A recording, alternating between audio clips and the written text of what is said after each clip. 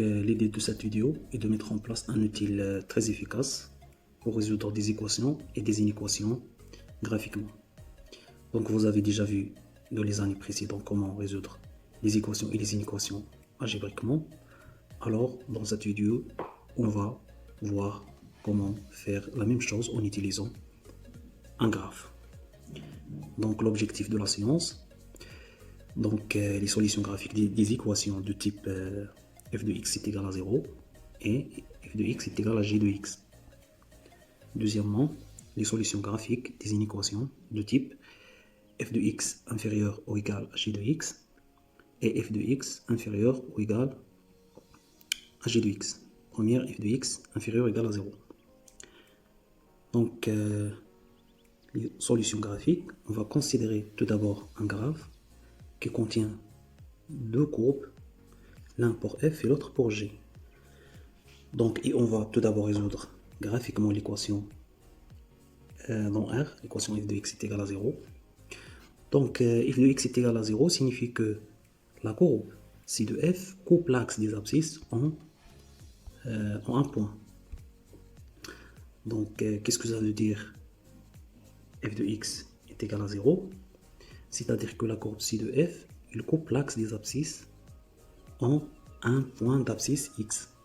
Et on constate bien que ci de f coupe l'axe des abscisses en deux points. Premier point d'abscisse moins 4 et deuxième point d'abscisse 1. Donc f de x est égal à 0, équivalent à x est égal à moins 4 ou bien x est égal à 1. Alors l'ensemble de solution c'est moins 4, 1. Donc c'est très facile.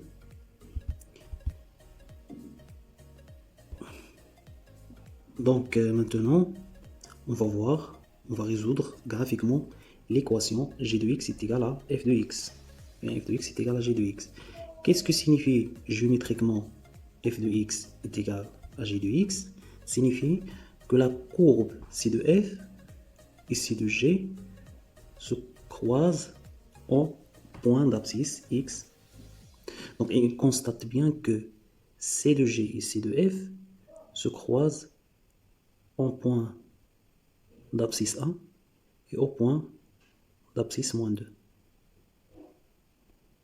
Donc f de x est égal à g de x équivaut à x est égal à 1 ou x est égal à moins 2.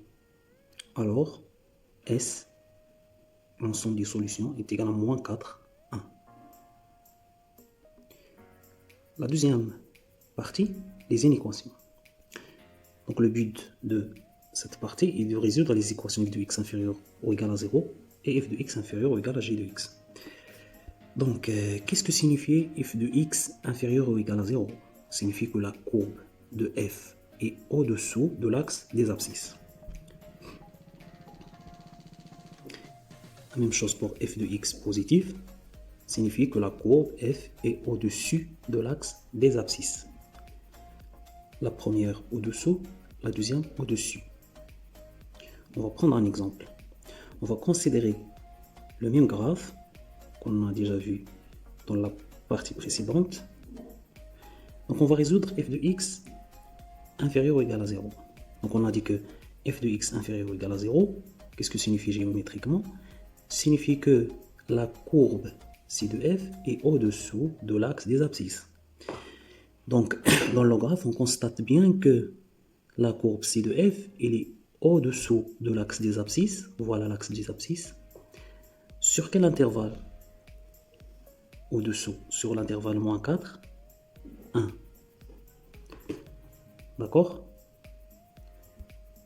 Alors, f de x inférieur ou égal à 0 équivaut à x appartient à moins 4, 1. Alors, s est égal à moins 4, 1. Maintenant, on va résoudre f de x positif, c'est-à-dire f de x supérieur ou égal à 0. f de x supérieur ou égal à 0 signifie quoi? Que l'axe que C de F, il est au-dessus de l'axe des abscisses. Donc il est au-dessus sur quel intervalle? Sur moins 5, moins 4 et 1, 6. Donc sur cet intervalle, voilà la courbe. Il est au-dessus l'axe des abscisses. Alors l'ensemble des solutions, c'est l'intervalle moins 5, moins 4, union 1, 6. Dernièrement, on va voir qu'est-ce que signifie f de x supérieur à g de x. Signifie que la courbe de la fonction f est au-dessus de celui de g.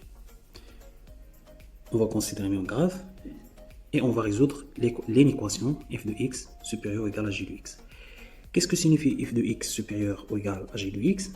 Signifie évidemment que la courbe c de f, on va chercher l'intervalle où laquelle f de x est au-dessus de g de x. Donc on constate bien que c de f est au-dessus de g de x sur quel intervalle? Sur l'intervalle moins 5 jusqu'à moins 2. Donc sur moins 5 jusqu'à moins 2, on constate que cf est au-dessus de c de g. Et aussi sur l'intervalle 1, 6. Donc sur cet intervalle, on constate que c de f il est au-dessus de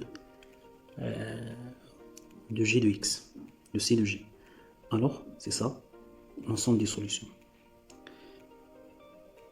Donc, donc S est égal à moins 5, moins 2, union 1, 6.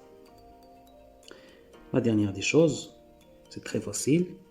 G de x supérieur à f de x, on va chercher l'intervalle dans laquelle g est au-dessus de f de x, c'est-à-dire l'intervalle moins 2, 1.